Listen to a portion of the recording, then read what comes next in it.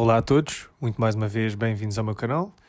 Hoje vamos falar sobre mercados no geral, se vamos continuar a bater máximos, a minha perspectiva em relação à inflação, como é que os bancos centrais conseguem ou não reagir a uma situação em que a inflação do lado dos produtores e, portanto, do lado dos commodities dispara, e se a normalização dos balanços é possível e em que enquadramento é possível acontecer. Vamos ao vídeo.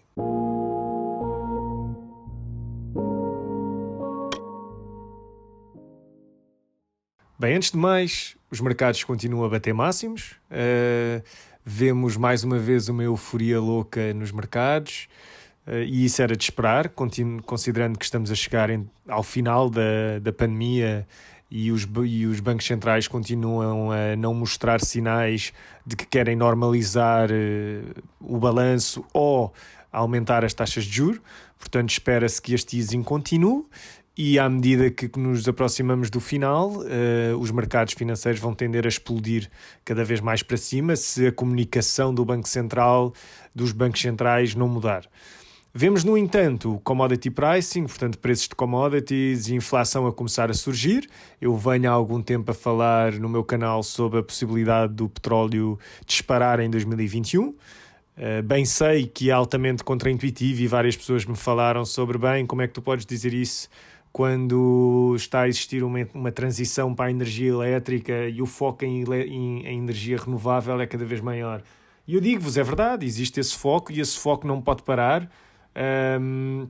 Uma grande parte da despesa fiscal para sustentar a economia e apoiar a economia a recuperar vai ser focada efetivamente na energia renovável, na energia elétrica, portanto a energia renovável, mas é preciso perceber onde é que esta energia é produzida, não é? Seja gás, seja, portanto, na energia não renovável, não é? Na energia que efetivamente polui, mas que é a energia que nós ainda usamos na maior parte da nossa sociedade. E, nesse caso, onde é que há a produção de petróleo, onde é que há a produção de gás? Como nós sabemos, há vários países na Europa em que o gás, em que nós não produzimos este tipo de energia, importamos, somos grandes importadores de energia. Os Estados Unidos, apesar de serem grandes exportadores, não o eram, mas passaram a ser, porque tinham grandes reservas e começaram a vender uma grande parte das reservas para o exterior, portanto a exportar petróleo, mas continuam relativamente independentes, portanto eles estão relativamente protegidos de uma inflação disparar em ativos de energia. Portanto, estrategicamente é a União Europeia que vai ter que dar um salto maior para ter esta independência energética e, ao mesmo tempo, usar esta conversa para fazer, então, o boost fiscal. Agora, um boost fiscal que tem que ser subsidiado por política monetária, e já falámos sobre isso, não é? Ultimamente, portanto, assumindo aqui, então, que enquanto a inflação não chegar e os bancos centrais continuarem a comunicar que vamos estar num easing brutal ao longo dos próximos anos, ainda não ouvimos uma conversa, ouvimos a Christine Lagarde recentemente dizer que deve haver um levantamento leve dos estímulos fiscais da economia, mas o que é isto do leve, não é? Bem, enfim, enquanto a conversa do Banco Central não mudar ou a inflação não começar a aparecer em força, que nós já começamos a ver um bocadinho, a festa vai continuar e pode muito mesmo vir a acelerar numa questão de momento também, não é?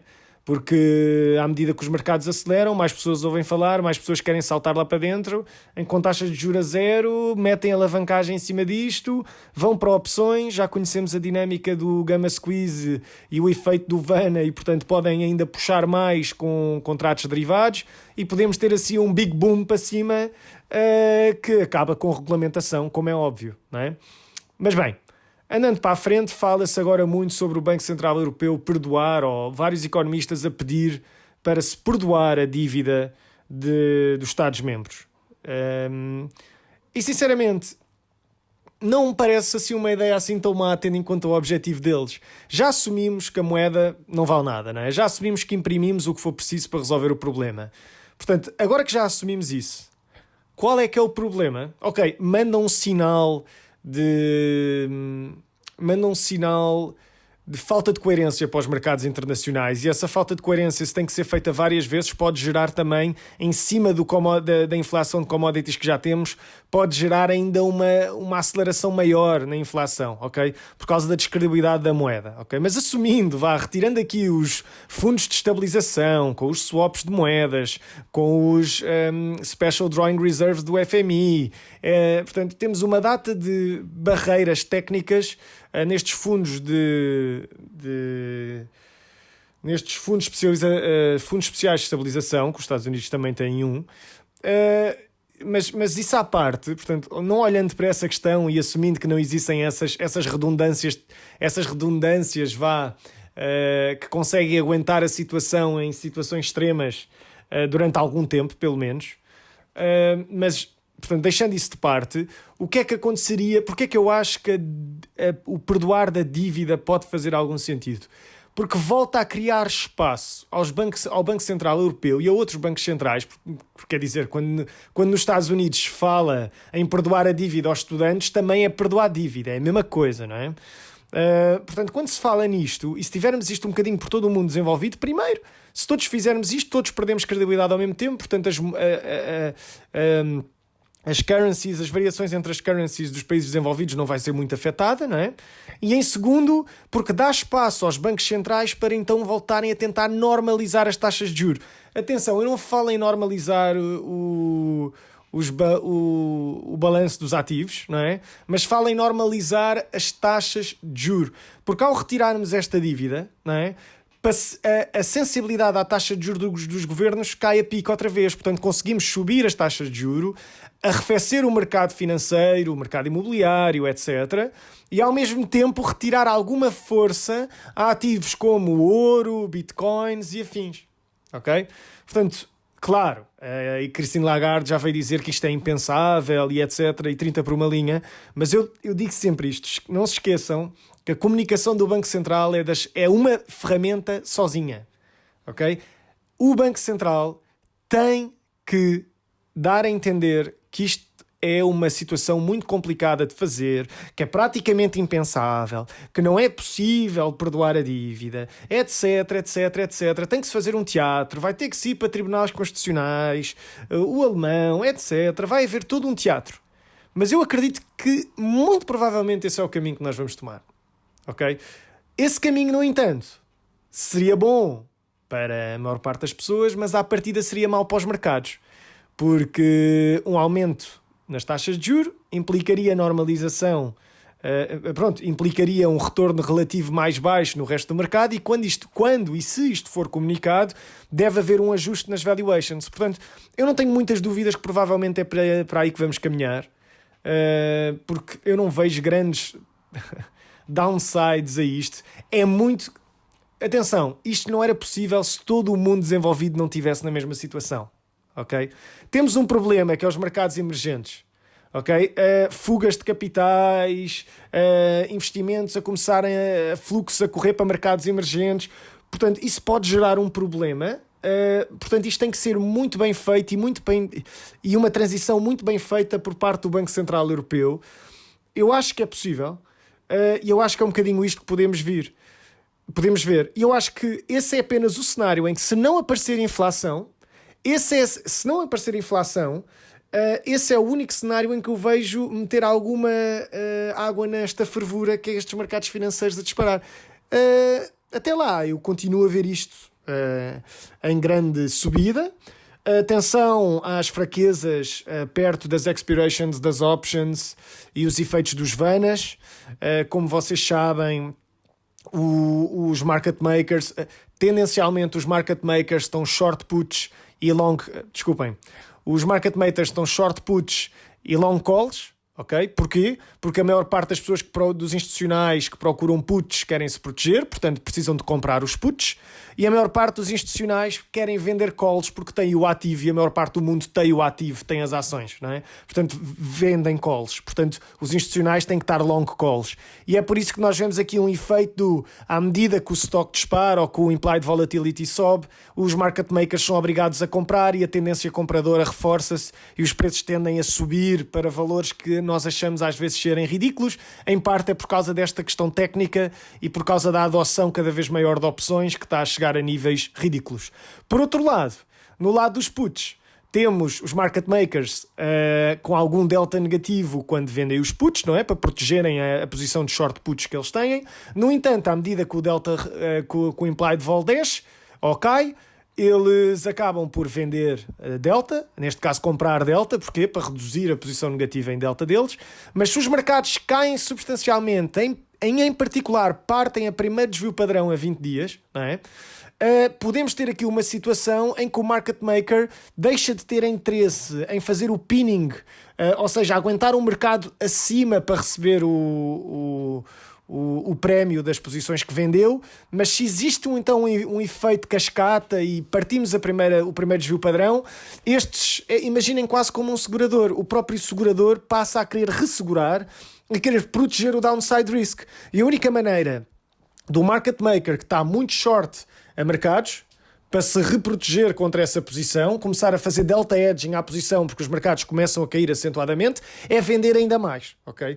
E portanto isto acaba por amplificar uma queda nos mercados, ok? Que foi um bocadinho o que nós vimos em março, e não é por acaso que a inversão de março foi dada então na terceira semana de março, que foi efetivamente quando os puts, ok, que estavam perto da expiration, expiraram e o market maker passou a conseguir largar a posição de delta negativo que tinha no mercado, ou seja, comprar ações de volta, é que vimos então o mercado a recuperar a pique primeiro e depois continua a subir para máximos, mas já de uma forma mais gradual, certo? Pronto, não é a primeira vez que nós vemos isto. Continuo a achar que os mercados continuam a caminhar para cima, mas atenção aos intervalos de fraqueza do ponto de vista técnico no mercado de derivados. Portanto, é isto. Continuo a achar que subimos. Agora, se é porque as empresas estão a crescer por causa de fatores fundamentais, porque houve uma adoção maior ou porque houve uma adoção maior de novas tecnologias que podem levar a aumentos de produtividade, que desenvolvem mais uns setores que outros. Claramente, há empresas que vão expandir com base em fundamentos, outras que não, com base em momentum, outras com base em fatores técnicos, como por exemplo um short squeeze, que vocês viram bem. Depois, por outro lado, podemos ter uma expansão de múltiplos, que muito provavelmente vai ser associada a um easing, a uma tendência de longo prazo, ou a comunicação dos bancos centrais de que o easing está cá para ficar. E por outro lado, para terminar, simplesmente a moeda vale menos. Se eu denomino um ativo em dólares, e se o dólar vale cada vez menos, não significa que aquele ativo valha mais. Significa apenas que o número de dólares que representa o valor daquele ativo aumenta. Portanto, sim, o valor em termos de uma determinada moeda pode variar. Agora, o value em si, do ponto de vista fundamental, pode não subir. Queria apenas adicionar que, na eventualidade de os bancos centrais decidirem não cancelar a dívida, não é? Portanto, ficamos numa situação em que temos que estar perpetuamente em taxas de juro coladas a 0% no mundo desenvolvido. Já falámos nas tensões que isso pode criar nos mercados financeiros e em instituições como os fundos de pensões e afins, não é?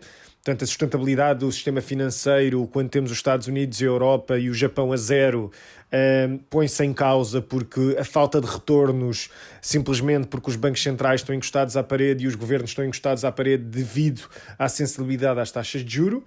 Claro que, para além desta saída, tivemos recentemente alguns membros do Fed, um membro em particular do Fed, a falar sobre sair deste problema através da inflação.